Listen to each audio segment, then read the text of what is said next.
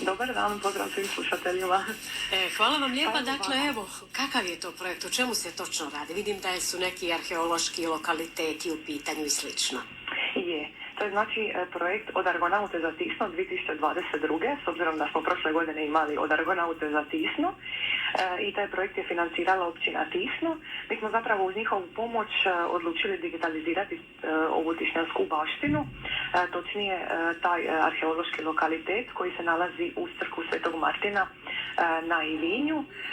To je znači stari arheološki lokalitet koji je zapravo naseljen od davnina, znači od 1. do 13. stoljeća još seže, ali eto nekako smo zaključili da je nepoznat od turista do posjetitelja, ali i da domaće stanovništvo zapravo u stvari nije ni svjesno koje je tu bogatstvo.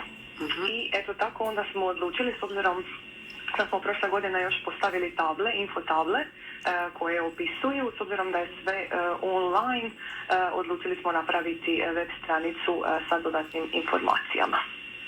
Dakle, sad je to sve ovako dostupno, rekla bih svima.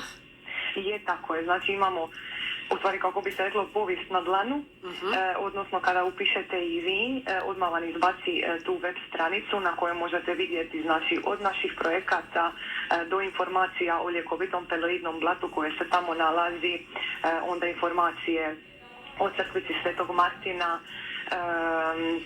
zatim informacije općenito o tom arheološkom lokalitetu i tako svašta nešto.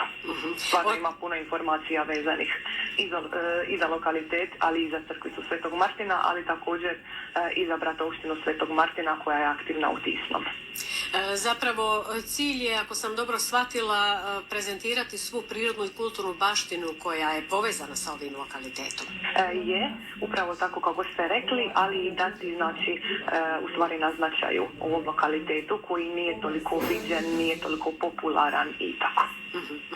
I sad, evo, sve je to napravljeno, rekla bih, uoči nove turističke sezone, dakle, turisti bi mogli doista doznati puno toga ovako na web stranici. Istina, znači i turisti, isto kao što sam rekla, i posjetitelji, ali i domaće stanovništvo imaju priliku saznati i naučiti nešto novo, a ako zna zapravo i ponoviti neke informacije, osvježiti malo svoje znanje. Evo Nela, sad smo i mi saznali nešto više o ovom vašem projektu, jednom u nizu, kako sam rekla na početku, koje je udruga Argonauta, stalno nešto ko na traci projekte radite. Hvala vam lijepa, doista jedan odličan projekt, odlična ideja, rekla bih da se sve stavi na web stranicu i tako učini dostupnim svima. I puno vam uspjeha želim u daljim projektima. Hvala lijepa.